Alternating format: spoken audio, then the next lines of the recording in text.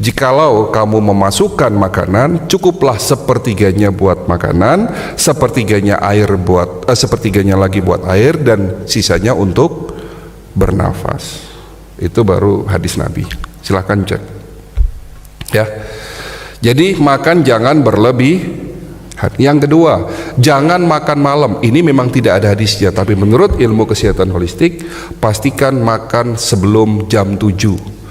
Lebih tepatnya lagi, jangan makan kurang dari 4 jam sebelum tidur malam. Apapun itu namanya, walaupun Bapak makannya makanan sehat, diusahakan jangan makan malam. Kalau sekali-sekali boleh nggak dok? Boleh sekali-sekali. Nabi pun pernah mengundang 300 para sahabatnya untuk makan di salah satu rumah sahabatnya sampai kekenyangan dan malam hari. Tapi itu sekali-sekali. Artinya kalau Bapak diundang sama ke tetangga, kawan untuk hajatan, ya sekali-sekali nggak apa-apa Pak.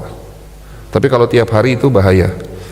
Karena orang yang kebiasaan makan kurang dari 4 jam sebelum tidur, apalagi sebelum tidur kita makan, makanan yang masuk ke dalam sistem pencernaan akan lebih banyak membusuk ketimbang yang terserap.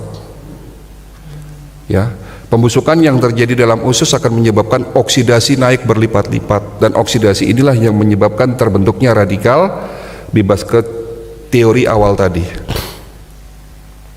Ya. Bahkan ada salah satu hadis yang menguatkan bahwa ternyata masalah makanan ini menjadi penyebab sakit. Tidak ada wadah atau tidak ada perut, tidak ada sesuatu dalam perut kita kecuali makanan yang buruk. Jadi maksudnya itu penyebab sakit kita itu salah satunya karena makanan yang buruk. Tidak ada tempat yang lebih buruk kecuali di dalam perutnya anak cucu Adam. Nah, itu yang benar. Ternyata teori ini, hadis ini tidak sengaja pun kedokteran holistik mengimani. Ya, ada dokter di luar sana disebut sebagai bapaknya kedokteran holistik, namanya Dr. Bernard Jensen. Beliau melakukan satu penelitian selama puluhan tahun, ternyata 80% penyebab sakit disebabkan karena masalah pencernaan yang buruk. Berarti kalau pencernaan hubungannya dengan apa yang kita makan. Oleh karena itu langkah kedua, jaga makan. Bagaimana? Makan jangan berlebihan, jangan makan malam, dan yang ketiga, cara jaga makan ketiga, mulai hari ini perhatikan kualitas yang kita makan. Kurangi goreng-gorengan, kurangi santan, kurangi garam, kurangi karbohidrat, perbanyak protein. Tapi saya katakan kurangi, bukan hentikan. Tolong perhatikan kalimat saya, kurangi garam, kurangi goreng-gorengan, kurangi apa lagi? Karbohidrat, kurangi santan, itu kurangi. Tapi yang dihentikan gula. Jangan makan gula pasir. Tidak ada koma, titik. Kalau mau sehat ya. Gula Jawa, gula aren better lah, tapi tetap bahasanya dikurangi. Tapi yang betul-betul dihentikan gula pasir. Gula batu oke lah, masih oke. Tapi kembali lagi kalorinya juga masih tinggi itu gula batu Pak. Tapi yang betul-betul sama sekali tidak boleh dimakan adalah gula pasir, baik secara langsung maupun tidak langsung. Minum kopi mau sehat jangan pakai gula. Kalau masih pengen manis ya pakai gula stevia atau gula jagung atau gula aren. Roti, kue pastinya banyak mengandung gula, hentikan. Ya, roti tawar itu sebetulnya nggak tawar Pak, tetap aja gulanya tinggi Pak. Yang biasa kita makan pagi hari roti tawar ya. Lebih baik kalau makan roti gandum non gluten, ya, gluten free. Jadi jaga makan yang ketiga dengan cara memperhatikan kualitas yang kita makan, kurangi nasi putih atau kurangi karbohidrat, kurangi goreng-gorengan, kurangi garam, kurangi santan. Itu hanya sekedar mengurangi, tapi yang betul-betul dihentikan adalah gula pasir. Ya Pak. Kalau mau masih makan gula pasir, bunuh diri Pak, yang sudah usia 60 tahun itu masih, ya itu namanya bunuh diri. Oke, Dan cara jaga makan yang terakhir, makanlah yang halal dan thayyib. Ini tidak perlu dijelaskan lah ya, halalan dan thayyiban. Itu langkah kedua. Langkah ketiga, istirahat yang cukup. Kesehatan kita ditentukan dengan kualitas tidur kita, Pak. Ya, fungsinya tidur apa, Pak? Fungsinya tidur istirahat. Fungsinya istirahat apa? Tidur. Fungsinya kita istirahat atau tidur apa, Pak? Yes, itu jawabannya. Oh, Bapak canggih, banyak paham nih. Hah? Ya. Di saat kita tidur, disitulah akan terjadi proses regenerasi sel.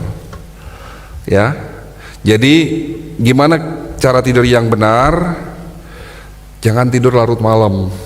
Jam 11 sampai jam 1 waktunya liver melakukan detoksifikasi. Waktunya tubuh melakukan regenerasi sel di saat kita tidur pulas. Mau sholat tahajud silahkan sepertiga malam didahului dengan tidur dulu, bukan begitu? Ya. Jadi sholat tahajud kan tidak ada jam 12 ya, sepertiga malam. Jadi jam 11 sampai dengan jam 1, 2 jam ini kita harus sudah tidur pulas. Jadi kalau mau tidur sebelum jam 11 malam, nanti bangun setengah 3 monggo, itu bagus ya. Terus waktu yang diperhatikan apalagi selain tidur larut malam, jangan tidur setelah sholat subuh. Kalau ngantuk, bener-bener ngantuk, tunggu sampai setelah suruk selesai. Jadi antara subuh sampai suruk itu jangan tidur, Pak.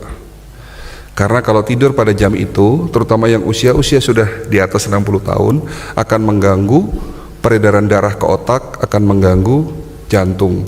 Serangan jantung terjadi kebanyakan setelah subuh. Betul ya? Hampir rata-rata itu setelah subuhan. Ya, oke. Terus waktu yang diperhatikan lagi, jangan tidur antara asar dan maghrib, karena dapat menurunkan daya tahan tubuh. Bagaimana tidurnya Nabi? Kita pelajari. Mulai dari cara tidurnya miring ke kanan, ya, lengan kiri ada di atas, jantung ada di atas, supaya supaya jantung itu bisa memompa darah lebih baik. Kan begitu ya? Terus tidurnya harus tanpa cahaya. Ya, ini juga ada cerita ya. Seorang sahabat Nabi pernah bertanya kepada Fatimah, apa rahasia sehatnya Rasul? Ya, Fatimah selalu bercerita apa kebiasaan Rasul sebelum tidur. Ternyata kebiasaan Rasul sebelum tidur selalu mematikan sumbu-sumbu api di rumah kami, katanya begitu. Tujuannya apa? Secara medis, secara ilmiah diteliti, ternyata kalau orang tidur dengan terang benderang akan terjadinya sekresi hormon melatonin. Jadi gangguan produksi hormon melatonin, dan hormon melatonin ini sangat penting sekali membantu agar tubuh kita ini rileks dan tidurnya pulas. Membantu juga proses regenerasi sel hormon melatonin. Tapi kalau di saat tidur kita sudah lampunya dimatikan, hormon melatonin akan diproduksi, sehingga hormon melatonin itu akan bekerja sesuai dengan fungsinya.